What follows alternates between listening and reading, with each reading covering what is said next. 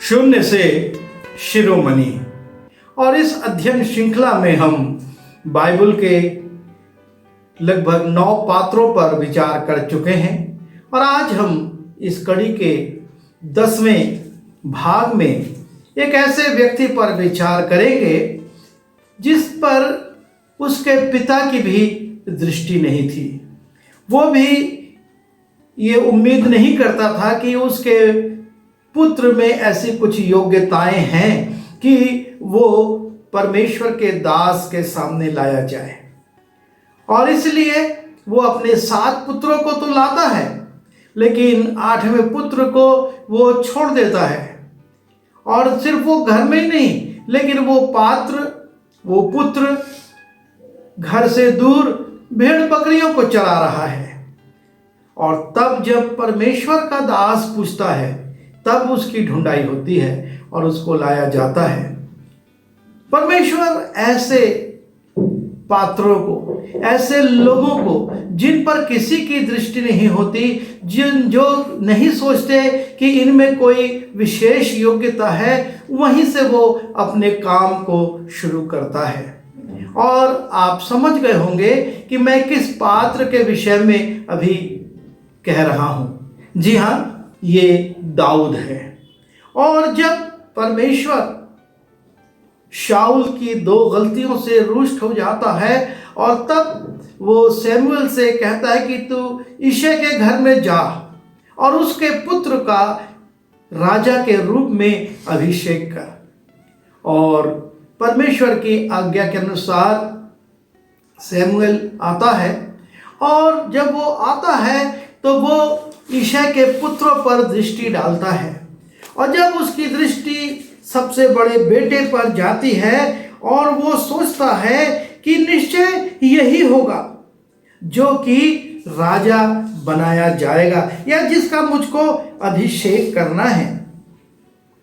लिखा है 1 शमूएल उसके 16वें अध्याय के 6वें पद में, जब वे आए तब एलीआब पर दृष्टि करके सोचा कि निश्चय जो यहोवा के सामने है वही उसका अभिषिक्त होगा। जब ये बेटे शमूएल के सामने लाए गए तब लिखा है कि उसने एलीआब पर दृष्टि करी और उसके डील डॉल को, उसकी पर्सनालिटी को और उसके हाव भाव के, उसके रोब भरे चेहरे को देखकर वो सोचता है कि निश्चय यहोवा के सामने जो है वही उसका अभिषिक्त होगा। परंतु परमेश्वर वहां पर शमूएल जैसे नबी को भी, जो कि इतना अनुभवी था, उसको संदेश देता है। परंतु यहोवा ने शमूएल से कहा, ना तो उसके रूप पर दृष्टि कर और ना उसके डील की ऊंचाई पर, क्योंकि मैंने उसे अयोग्य जाना है। शमूएल उसके रूप पर, उसके डील डॉल पर, उसकी ऊंचाई पर, उसके रूपदार चेहरे पर, क्योंकि वो सेना में था और इसलिए उसके चेहरे पर एक अलग प्रकार का रूप था, और वो सोचता है कि ये होगा। तब परमेश्वर कहता है कि नहीं, तो उस पर मत जा, क्योंकि परमेश्वर का देखना मनुष्य का सा नहीं। मनुष्य तो बाहर का रूप देखता है, परंतु यहोवा की दृष्टि मन पर रहती है। और इस प्रकार से परमेश्वर एलीआब को अयोग्य सिद्ध कर देता है। वो कह देता है कि ये इस योग्य नहीं है कि जिस उद्देश्य से तू आया है उसको इसके ऊपर पूरा करे। और तब बारी बारी से यिशै के 7 पुत्र आते हैं और शमूएल से परमेश्वर कहता है ये भी नहीं है, ये भी नहीं है, ये भी नहीं है। और इस प्रकार से जब 7 पुत्र आ चुके होते हैं तब शमूएल चिंता में पड़ जाता है कि अब क्या होगा, और पूछता है कि क्या 7 इतने ही पुत्र हैं। यूं ही यिशै ने अपने 7 पुत्रों को शमूएल के सामने भेजा और शमूएल यिशै से कहता गया, यहोवा ने इन्हें नहीं चुना। तब शमूएल ने यिशै से कहा, क्या सब लड़के आ गए? और पिता ने 7 पुत्र अपने जमा करे थे और उनको बारी बारी से वो भेजता गया। उसने अपने 8वें पुत्र को इसलिए योग्य नहीं समझा, शायद उसकी आयु कम थी, शायद उसकी रुचियां अपने भाइयों से भिन्न थीं। वो बाजा बजाने वाला, संगीत का प्रेमी, कविताएं लिखने वाला और भेड़ बकरियों के साथ जंगल जंगल घूमने वाला स्वभाव का था। लेकिन वो अपने काम के प्रति बहुत ईमानदार था और उस अल्प आयु में भी जब उसकी भेड़ों पर जंगली जानवर आक्रमण करते थे तो वो अपनी जान की परवाह किए बिना उन भेड़ों को बचाता था। और वो कहता है, मैंने तो सिंह को और रीछ दोनों को फाड़ दिया है, मैंने दोनों को मारा है, क्योंकि उन्होंने मेरी भेड़ पर, हमारी भेड़ों पर आक्रमण करने की कोशिश करी, उनको मारने की कोशिश की। और परमेश्वर ये सब देख रहा था। और तब जबकि पिता अपने 8वें पुत्र को ध्यान नहीं दे रहा है और शमूएल पूछता है और शमूएल ने कहा कि क्या सब लड़के आ गए? तब वो बोला, नहीं, लहुरा तो रह गया, वो भेड़ बकरियों को चरा रहा है। परमेश्वर का दास घर में आया हुआ है, एक चुनाव होना है और लहुरा बेटा, छोटा बेटा जंगल में भेड़ बकरियों को चरा रहा है। और तब शमूएल कहता है, जब तक वो यहाँ ना आए तब तक हम खाने को ना बैठेंगे। और तब उसको बुलाया जाता है और जब वो आता है तो शमूएल भी उसको देखकर सोचने लगता है। लिखा है, जब तब वो उसे भीतर ले आया, उसके तो लाली झलकती थी और उसकी आंखें सुंदर और उसका रूप सुडौल था। उसके चेहरे से लाली अर्थात वो बहुत अल्प आयु का था और उसका ऐसा डील डॉल नहीं था कि वो राजा जैसे पद के लिए चुना जाए। ये मानवीय दृष्टिकोण था और शमूएल एक इंसान था और इसलिए वो उस दृष्टिकोण से देख रहा था और वो देखता है दाऊद को। लेकिन तब परमेश्वर का दृष्टिकोण प्रकट होता है और परमेश्वर की आत्मा उससे कहती है कि तब यहोवा ने कहा, उठकर इसका अभिषेक कर, यही है। परमेश्वर ने उसको दृढ़ निश्चय दे दिया, उठकर इसका अभिषेक कर, यही है जिसको मैंने चुना है। और इस प्रकार से हम देखते हैं एक साधारण सा चरवाहा जो कि छोटे से झुंड के साथ जंगल जंगल में भेड़ बकरियां चराता था, परमेश्वर उसको देख रहा था और परमेश्वर उसको उठाना शुरू करता है कि मैं इसको अपनी इस्राएल प्रजा का चरवाहा बनाऊंगा, मैं इस राष्ट्र का अध्यक्ष इसको बनाऊंगा। देखने में इसके चेहरे से लाली झलक रही है, ये बड़ा सुडौल और बड़ा कोमल दिख रहा है, लेकिन यही वो व्यक्ति है, यही वो पात्र है। और तब परमेश्वर उससे कहता है, उठ इसका अभिषेक कर, क्योंकि यही है। और तब लिखा है 13वें पद में, तब शमूएल ने अपना तेल का सींग लेकर उसके भाइयों के मध्य में उसका अभिषेक किया और तब दाऊद का अभिषेक किया गया। परमेश्वर ने पहले चुना, बताया, प्रकट किया और अभिषेक हुआ। और जब अभिषेक हुआ तो देखिए क्रमवार कैसे परमेश्वर उठाना शुरू करता है। लिखा है कि और उस दिन से लेकर भविष्य को यहोवा का आत्मा दाऊद पर बल से उतरता रहा। जब अभिषेक हुआ उस दिन से लेकर परमेश्वर का आत्मा अब उस पर बल के साथ उतरने लगा। परमेश्वर ने उसको चरवाहे से परिवर्तित करना शुरू कर दिया। अब तू भेड़ बकरियों का नहीं, मेरी प्रजा की चरवाही करेगा। और उसके ऊपर परमेश्वर का आत्मा बल से उतरने लगा और तब परमेश्वर उसको नए तरीके से उठाना शुरू करता है। और जब हम पहला शमूएल उसके 17वें अध्याय के 45वें पद में जाते हैं, वहां पर दाऊद का विश्वास प्रकट होता है कि वो अपने परमेश्वर पर, वो परमेश्वर जो कि उसको अभिषेक किया है, कितना विश्वास करता है, कितना ट्रस्ट करता है। और वो गोलियत से कहता है, दाऊद ने पलिश्ती से कहा, तू तो तलवार और भाला और सांग लिए हुए मेरे पास आता है, परंतु मैं सेनाओं के यहोवा के नाम से तेरे पास आता हूं। जो इस्राएल सेना का परमेश्वर है, उसी को तूने ललकारा है। और ये जो एक चरवाहा था, जिसका अभिषेक राजा के लिए उसके भाइयों के सामने किया गया था, भीड़ के सामने नहीं,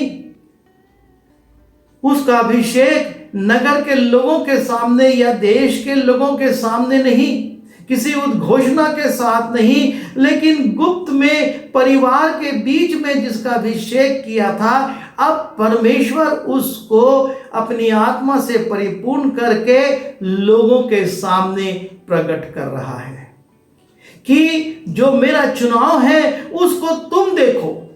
और बड़े विश्वास के साथ एक योद्धा के सामने दाऊद खड़ा हो जाता है और कहता है, तू तो हथियारों को लेकर आ रहा है, पर मैं अपने परमेश्वर के नाम को लेकर तेरे सामने आता हूं।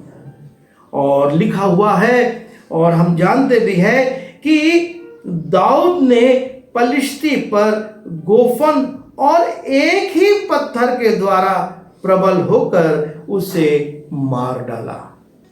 यह है परमेश्वर का चुनाव और परमेश्वर का कार्य, जो एक साधारण चरवाहे को एक वीर व्यक्ति के सामने खड़ा कर रहा है। और उस वीर व्यक्ति को वो अचानक से नहीं मार रहा है, चुनौती दे के मारता है। तू तो हथियारों को लेकर आता है, पर मैं अपने परमेश्वर के नाम को लेकर आ रहा हूं। और वो उसको चुनौती देता है और कहता है कि मैं आज तेरा सिर काटूंगा। उसके पास तलवार नहीं है, पर वो कहता है मैं आज तेरा सिर काटूंगा और इन पक्षियों को तेरा मांस खिलाऊंगा। और लिखा है कि एक ही गोफन के पत्थर से दाऊद ने उस वीर गोलियत को मार दिया। और दाऊद के हाथ में तलवार ना थी।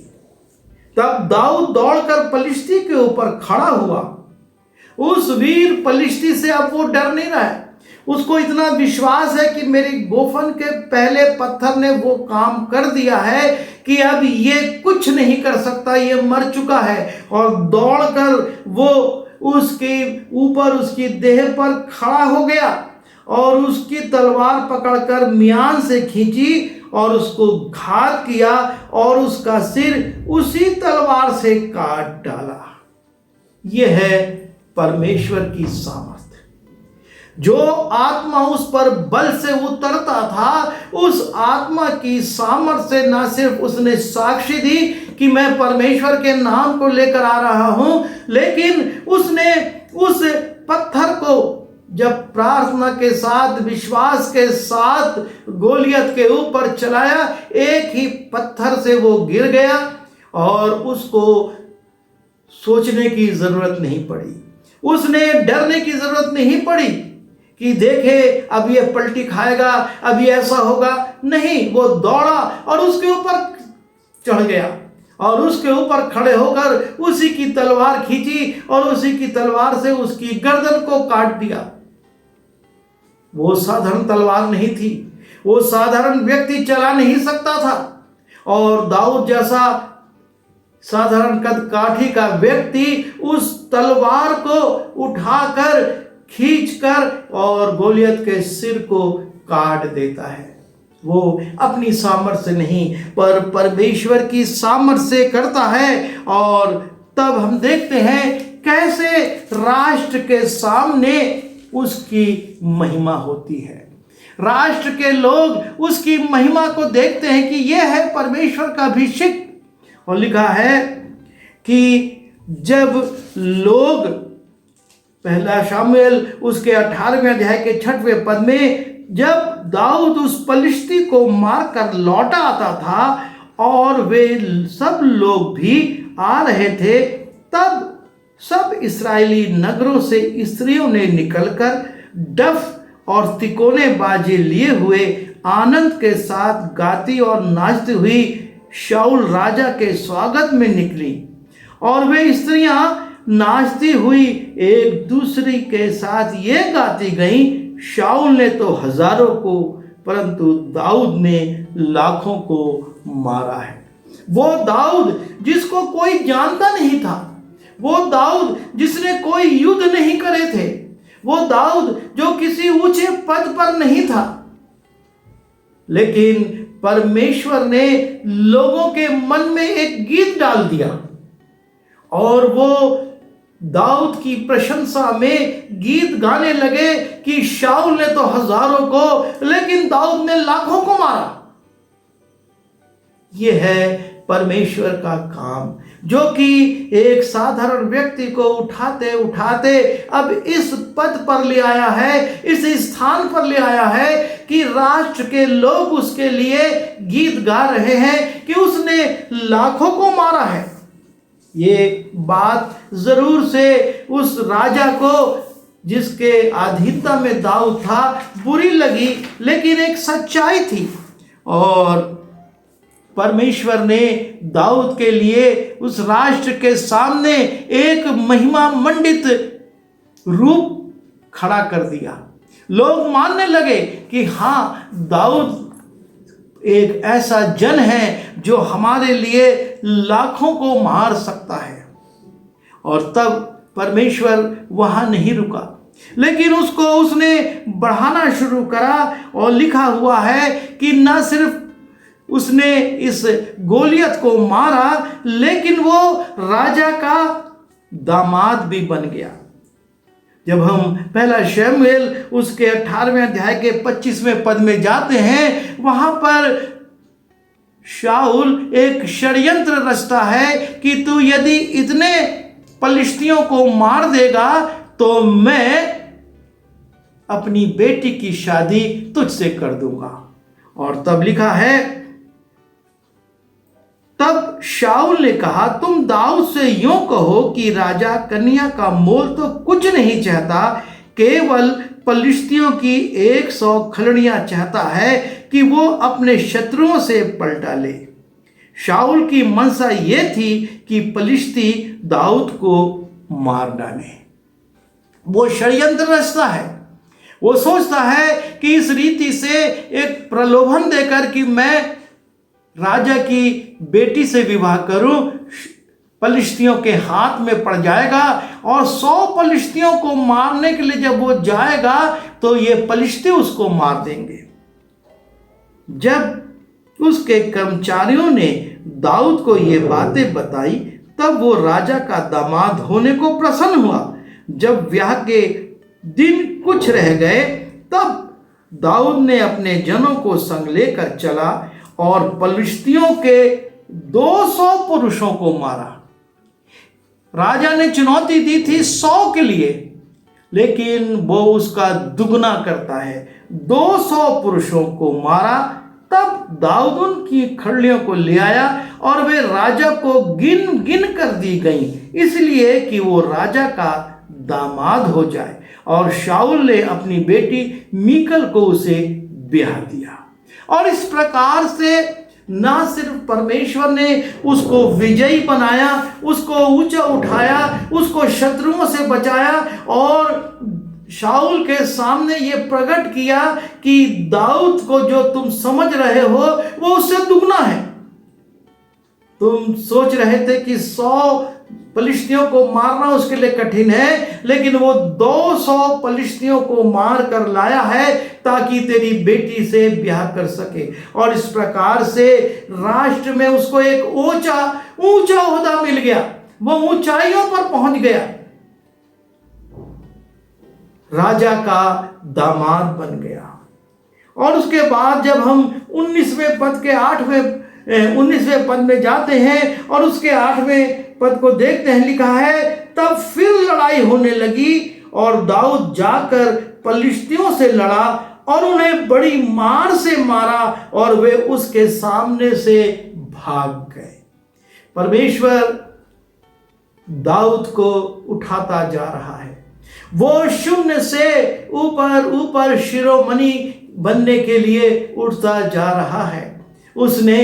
उसका अभिषेक हुआ, परमेश्वर की आत्मा उस पर आने लगी, उसने गोलियत को चुनौती दी, उसको मारा। उसके लिए इस्राएलियों ने गीत गाए और उसके बाद उसने पलिश्तियों को मार करके शाऊल के पुत्री से विवाह भी कर लिया। और उसके बाद लिखा है कि जब युद्ध होने लगा तो वो उसमें विजयी होता है और ये पलिश्ती उसके सामने से भाग जाता है। ये सारे पलिश्ती, ये सेना उसके सामने से भागने लगी। दाऊद की एक खासियत और हम देखते हैं, दाऊद जो कार्य करता है वो परमेश्वर की सहमति से करता है। परमेश्वर उसको उठा रहा है, लेकिन वो मनमानी में नहीं चला जाता कि अब मैं अपनी शक्ति से ये कर सकता हूं, मैं अपनी शक्ति से वो कर सकता हूं, लेकिन वो उस परिस्थिति में भी परमेश्वर से सलाह लेता है। जब हम 2 शामुएल उसके 2 अध्याय के 1 और 2 पद को देखते हैं, लिखा है इसके बाद दाऊद ने यहोवा से पूछा कि क्या मैं यहूदा के किसी नगर में जाऊं? यहोवा ने उससे कहा हाँ जा। दाऊद ने फिर पूछा किस नगर में जाऊं? उसने कहा हेब्रोन में। तब दाऊद यिज्रेली, अहीनोम और कर्मेली नाबाल की स्त्री अबीगैल नाम अपनी दोनों पत्नियों समेत वहां गया। दाऊद राजा नहीं बना है, लेकिन वो एक शूरवीर के रूप में प्रसिद्ध हो चुका है और अब वो अपने रहने के लिए एक ठौर ढूंढ रहा है। लेकिन वो परमेश्वर से पूछता है कि मैं यहूदा के गोत्र में जाऊं क्या? परमेश्वर कहता है जा। तब फिर पूछता है वो कि मैं किस नगर में जाऊं? ये एक महत्वपूर्ण बात है जो कि हमारे जीवनों के लिए जरूरी है। हम जब ऊपर उठने लगते हैं, जब हम ऊंचे पदों में जाने लगते हैं, हम अपने मन से सोचते हैं कि हम ये कर लेंगे, हम वो कर लेंगे, हम ऐसा कर लेंगे, हम ये घर बना लेंगे, हम ये वाहन खरीद लेंगे। लेकिन दाऊद पूछता है, परमेश्वर से पूछता है क्या मैं यहूदा के किसी नगर में जाऊं? और जब परमेश्वर सहमति देता है तो फिर पूछता मैं किस नगर में जाऊं। वो अपनी चॉइस को नहीं रखता, वो अपनी पसंद को नहीं रखता, वो अपने मन से निर्णय नहीं लेता, लेकिन परमेश्वर से पूछता है। और परमेश्वर इस बात से प्रसन्न होता है, परमेश्वर इस बात से खुश होता है कि उसके बच्चे उससे पूछकर उसकी आज्ञा के अनुसार काम करते हैं। और उसके बाद जब दाऊद हेब्रोन में चला जाता है और शाऊल मर चुका है और शाऊल के परिवार से उसका युद्ध हो रहा है, लिखा है शाऊल के घराने और दाऊद के घराने के मध्य बहुत दिन तक लड़ाई होती रही। शाऊल के घराने के लोग चाहते थे कि राज्य हमारी अधीनता में रहे, लेकिन दाऊद का घराना जानता था कि परमेश्वर का चुनाव क्या है और उनमें युद्ध होता रहा। और लिखा है परंतु दाऊद प्रबल होता गया और शाऊल का घराना निर्बल पड़ता गया। परमेश्वर शाऊल को घटाता गया और दाऊद को बढ़ाता चला गया। और तब हम देखते हैं कि दूसरा शमूएल उसके 5वें अध्याय के पहले 3 पदों में, तब सब इस्राएल के गोत्र दाऊद के पास हेब्रोन में आकर कहने लगे। जिस नगर के लिए उसने पूछा था मैं कहाँ जाऊं, परमेश्वर ने कहा था हेब्रोन में जा। अब इस्राएल के सारे गोत्र वहां पर उसके पास आ रहे हैं और उससे कहते हैं कि तू हमारा राजा बन जा। फिर भूतकाल में जब शाऊल हमारा राजा था तब भी इस्राएल का अगुवा तू ही था, और यहोवा ने तुझसे कहा कि मेरी प्रजा इस्राएल का चरवाहा और इस्राएल का प्रधान तू ही होगा। वो चरवाहा जिसको कि भेड़ बकरियां चराने के लिए पिता ने भेज दिया था, और उसने इस योग्य भी नहीं समझा था कि शमूएल के सामने ला। उसके पास इस्राएल के सारे गोत्र जा रहे हैं और फिर से कहते हैं कि परमेश्वर ने तुझे चुना है, तुझसे कहा है कि मेरी प्रजा इस्राएल का चरवाहा और इस्राएल का प्रधान तू ही होगा। सो सब इस्राएली पुरनिये हेब्रोन में राजा के पास आए, और दाऊद राजा ने उनके साथ हेब्रोन में यहोवा के सामने वाचा बांधी। वो उनकी बात में नहीं आ रहा है, लेकिन परमेश्वर के सामने वाचा बांध रहा है, और उन्होंने इस्राएल का राजा होने के लिए दाऊद का अभिषेक किया। और यह है शून्य से शिरोमणि।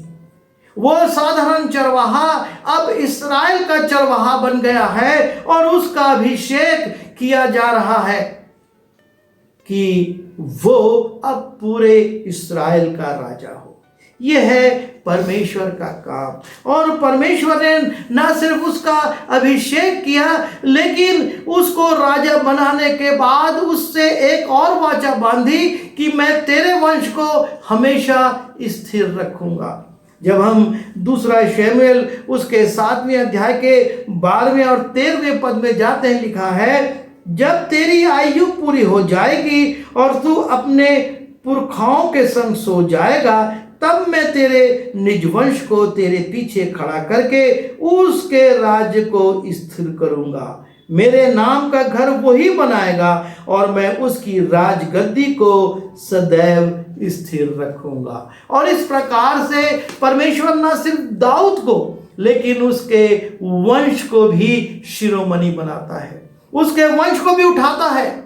और हमारा प्रभु यीशु मसीह उसी के वंश में से आया, और इसलिए कहा जाता था दाऊद की संतान। यह है परमेश्वर जो कि शून्य से शिरोमणि बनाता है। उसने साधारण चरवाहे को अपनी प्रजा इस्राएल का चरवाहा बना दिया, और उसके बाद उसके वंश को और उसके सारे घराने को आशीषित किया।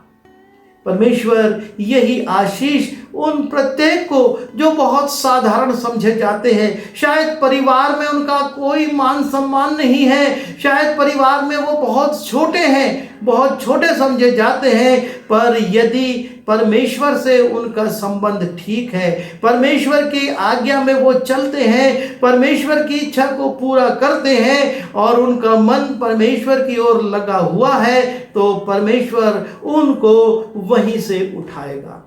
परमेश्वर उनको वहीं से उठाकर शिरोमणि बनाएगा। आवश्यकता बस इस बात की है कि हम अपने पद, अपने अधिकार, अपनी योग्यता, अपनी डील-डौल, अपनी बुद्धि पर नहीं, केवल परमेश्वर पर भरोसा रखें। जिस परमेश्वर पर भरोसा रखकर वो चरवाहा सिंह और रीछ को फाड़ता था, बाद में उसने इस्राएल के लिए पलिश्तियों, अमालेकियों और पता नहीं कितने और लोगों को मारा और राज्य को स्थिर किया। प्रभु हमको उसी ऊंचाई पर ले जाने को तैयार है, बशर्ते हम भी दाऊद के समान अपने आप को परमेश्वर की अधीनता में रखें, उसके नाम को लेकर काम करें, उससे आज्ञा पाकर, उससे पूछकर अपने निर्णयों को लें। प्रभु हमारी सहायता करे। आइए हम प्रार्थना करें। प्रभु जी, हम एक बार फिर धन्यवाद देते हैं इस वचन के लिए, जबकि आपने दाऊद को शून्य से अपने राष्ट्र का, अपने चुने हुए लोगों का अध्यक्ष बना दिया और आज भी एक महान राजा के रूप में उसको स्मरण किया जाता है। प्रभु जी, आप वही परमेश्वर हैं, आजकल और युगानुयुग आप एक से हैं और आप आज भी अपने लोगों को जो आपकी अधीनता में रहते, आपकी इच्छा को पूरा करते हैं, उनको उठाने की शक्ति रखते हैं। प्रभु हमारी सहायता करिए कि हम दाऊद के समान आपकी अधीनता में आपके मन मुताबिक बने और उन ऊंचाइयों पर जाएं जहां पर आप ले जाना चाहते हैं। विनती यीशु के नाम से मांगता हूँ, आमीन।